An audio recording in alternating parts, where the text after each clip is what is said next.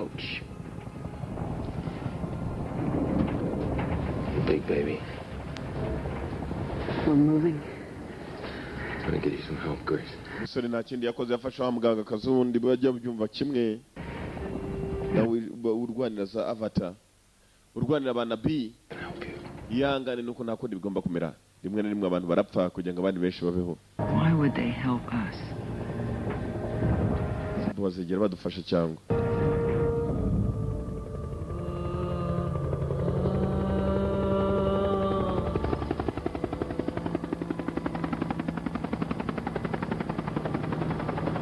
The people say AWA will provide.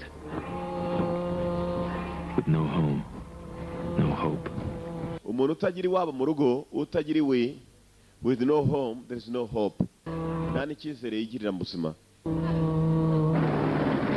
Abasirikare be nabo bagiye gutera. Every one of you Buri umwe muri bwese, buri umwe uri muri birindiro. is fighting for survival. He is fighting for survival. Ararwana kujya.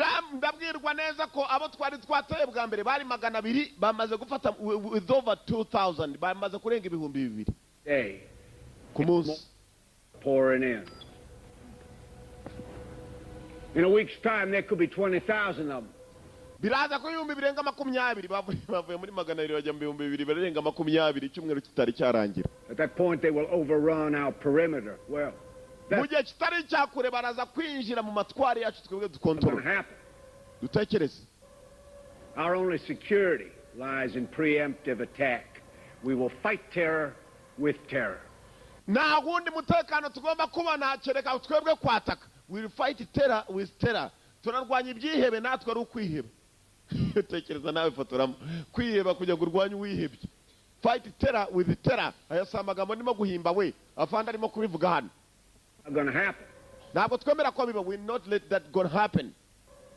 Our only security lies Umutekano wacu in preemptive attack. We will fight terror with terror. no kwiheba mu gihe turwanya ibyihebe. Ntabwo ari ukurwanya ibyihebe ari ukuvuga ngo abantu turabirwanya mpaka. Ahubwo ihebe kugira ngo birwanye ni ibyihebe ku bindi basi. Bitewe n'umubare w'abanzi bamaze kugwira. Now, the hostiles believe that this mountain stronghold of theirs is protected by their deity. Birizera rero biswa ko ngo imisozi yabirinzwe n'abakurambere babo. And when we destroy it, Nituyi